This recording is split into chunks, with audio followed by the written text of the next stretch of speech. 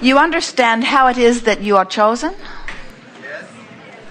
The power of your question makes you shine brighter. In other words, it's an energy thing. The degree of your alignment makes us see you more clearly. Sometimes someone with a very powerful question who is not in alignment with the idea of being called on, just wants to and is frustrated that they aren't, will get in the chair, but it's never pretty. On the aisle here, then here. Great, thank you. Good afternoon. My question came up at lunch with my wife and some others, and as I sat here all morning, I'm thinking about how everybody has skin in the game here. We pay money, we come here, we expect great things. At least I do.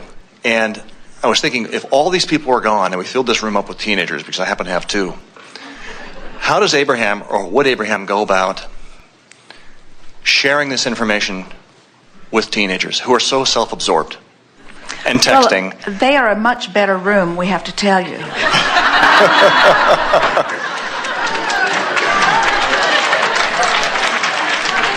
As rooms go, in that they are far less resistant. A woman said one day, she sat in the back of the room and told everyone afterward that she had been doing everything short of standing on her chair, waving her hand, trying to get called on, but we could not see her at all. Not because she was too far away, but because her energy was out of whack. And during the segment of lunch, she had lunch with her children, which always brought her back into alignment. And during lunch, one of her children said, "Mother, if you get a chance to talk to Abraham, would you ask Abraham a question for me?" So when she came back from lunch, there she was, all lighted up in the corner. She was the first one we called forward. And the little one's question was, why are grown-ups so grumpy? Which really spoke to everything. It spoke to why she wasn't being called on. It's the level of resistance. So teenagers are self-absorbed and not yet feeling guilty about it. In other words... Here I am. You must be self-absorbed in the sense that everything matters to you most. Esther has been astonished in the last few days because there's been something sort of buzzing around in their experience. And as Esther has been visiting with people who she thought had a particular point of view about something, she's been astonished to discover that their point of view does not include her at all. At all. It just knocked her over because she's self-absorbed enough to have thought that she entered into their equation. And it was a little shocking and painful to discover that they had been doing their best to edit her out of their equation. And we say, everyone is self-absorbed. In other words, you must be. That's what we talk about. So when you are not worrying about what other people are doing, but your only attention is upon where you are in relationship with you, that's the kind of self-absorption that brings you into vibrational alignment with Source and with all of the wonderful things that are in your vibrational escrow. So your question is, what kind of conversation would we have with teenagers? Well, it's better if we meet them without their parents, because their parents are still under the misguided impression that they have the right and the ability to control their children. And everything in the universe works against that. It sure does. In fact, as soon as you give up your need to control anything except your own direction in the stream, you will be a joyful being. For example, let's say that this conversation or this subject is about something with one of your children, one of your teenagers, and you see them living in a way that worries you. And so you see something you don't want, which clarifies what you do want. You worry, which makes you know what you want. You wonder what they're doing wrong, which makes you want them to do something that is good.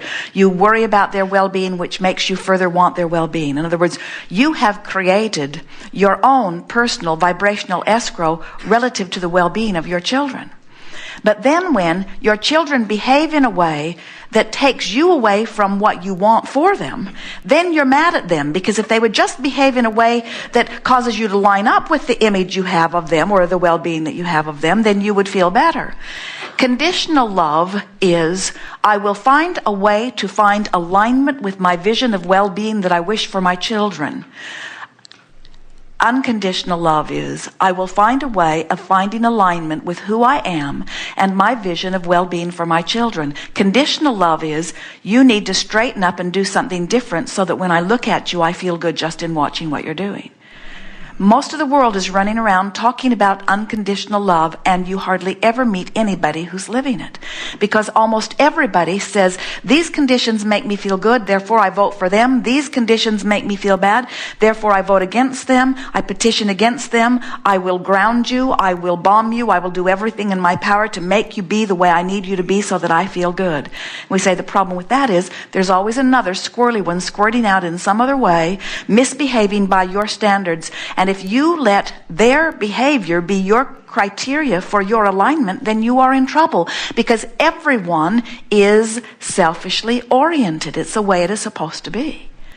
So by believing in the well-being of your children, by acknowledging their own guidance system, by acknowledging the power that exists within them, by encouraging their self-empowerment, as a parent or as a mentor, as a friend, as anybody who's wanting to assist anybody, if your dominant quest is to assist them in aligning with Source, then you have done all you can do to assist them. And that is everything, really. You teach through the clarity of your example. We've interrupted you. If you want to take this someplace, we're happy to chew with you. Like a chew toy. Pretty much. There I am. This helps. And I guess what brought the subject up at lunch is that constantly there are battles at home sometimes. Battle royale with daughters and sons, 15 and 17 respectively, around these subjects. And we try to put up the fences, and they are self-absorbed, yet a lot of the things that we create allow them to become self-absorbed. Look at MySpace or YouTube or internet messaging or texting, all of which I approve of. I'm in the industry. But then they get wrapped up in that. So then I feel like, well, our job is to keep those fences on there because, okay, you got to get SATs, you got to go to college, you got all these things.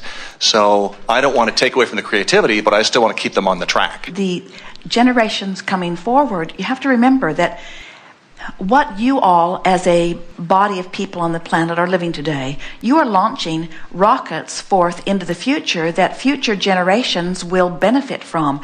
And the rockets that you are launching that are only desires that are born out of what you're living will be the platform from which future generations will come forth. So your children's rocket that they rode in on was different than the rocket you rode in on. And that is the best explanation of the generation gap that we could ever give you. They don't get you, and you don't get them. Right. And you're not really supposed to. But as parents have this distorted view that we got here first and we're smarter, and the kids have the clearer view, we just got here, therefore we're clearer. And the adults say, but I've been here longer, so I know all the problems. And the kids say, you've been here longer, so you know all the problems. Oh, that's the same thing, isn't it? In other words, you're all in agreement on that. Parents think, but because I know the pitfalls, I would be better to guide you. And the kids say, because you know the pitfalls, you're the last one in the world who should be guiding us. That's right. So that's where you're at odds, you see. And so anytime you say, we need to put perimeters or parameters, we need to put fences up, we need to box them in, they'll just say, go ahead and try. You can't box us in because we are born to be free. You can't win. You might as well give in to them. I know. Thank you. I'm good. You have magnificent children, and you need not worry about them. And see the arguments or the debates or the discussions as all of you launching rockets of desire. If you can realize that in all that mixing it up with your kids that you and your mate are doing, that you are launching these legitimate desires for their well-being. And the question is, and it's a question that the kids challenge a lot from you, and it's certainly the question that we want to be forefront in your mind. The question is, now I've got this picture of this fabulous life I want them to live. is this thought that I'm thinking right now a match to that? And when you're feeling uncomfortable, when you're worried about them, when you're afraid for them, when you're guarded, it isn't. Those thoughts that you have about your children that make you so uncomfortable, that's you not being in alignment with your source. And your kids don't have anything to do with that. And that's why they're so frustrated. They could not possibly, from who they are, become backward enough to satisfy your need. They can't go back that far that fast.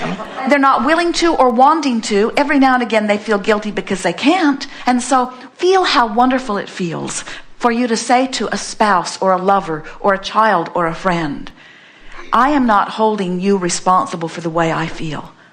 And even more liberating than the liberation that it would give to them, think about how it would feel to you if you could say, nothing that you can do, no matter how distorted from my view it could get, nothing that you could do can keep me from my connection. I'm too smart for that. In fact, an exercise that would be very good for everyone who's interacting with anyone who means everyone. Except that one hermit friend we met earlier, but everyone. This exercise would be powerful. So get out your notebook, and on the first page of your notebook, right at the top of it, the name of someone with whom you are interacting, somebody who's been giving you some grief for one reason or another. Children make very good subjects here. And for the children, your parents make very good subjects here. And then write this statement. What is it about you that I'm thinking that is keeping me from my connection with Source? Say it in another way. What thoughts about you am I thinking that keep me from being a vibrational match to my vision of you and your well-being? Now think about what we're saying. What is it about you that I'm thinking that's keeping me from connection? Do you hear the power of that? Because it's all in your control. What am I thinking that I could change? What upstream thoughts am I thinking that I could turn to downstream thoughts about you? Can you feel how self-empowering that is, as opposed to what behavior are you performing over which I have no control that I'm having an emotional response to? Because it is never that way. It's always within your control to turn whatever is happening into vibrational alignment with what you want. And when you do, all of the resources of the universe assist you in accomplishing that, you see. But the belief that somebody else needs to be different, oh, what an entrapment that is. Because no one was born to serve you, no matter how loyal they pretended to be at one time. Even when they were born to you, you tend to say, my spouse should always be loyal to me. My children should always be loyal to me, which means they should do their best from the day they are born to adopt my worldview. And if they don't adopt my worldview, if they don't accept my religion and my political party and my whatever, if they don't adopt my worldview, then my own children have betrayed me. And we say, don't get yourself in the place of saying that somebody's betraying you when they're only satisfying their own vibrational escrow. They're here to satisfy their vibrational escrow. You're here to satisfy yours.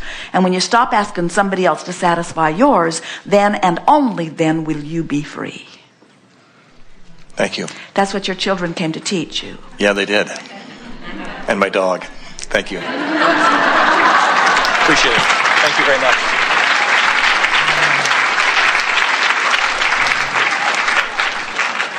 Your cat will teach you that.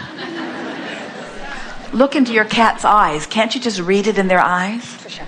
You look lovingly into your cat's eyes, and your cat looks back and says, who are you and what are you doing in my face? And you say, oh, I'm here to make you important to me. And your cat says, don't waste your time. You will never be important to me. You will never be as important to me as I am to me. Or this mouse is much more important to me than you will ever be.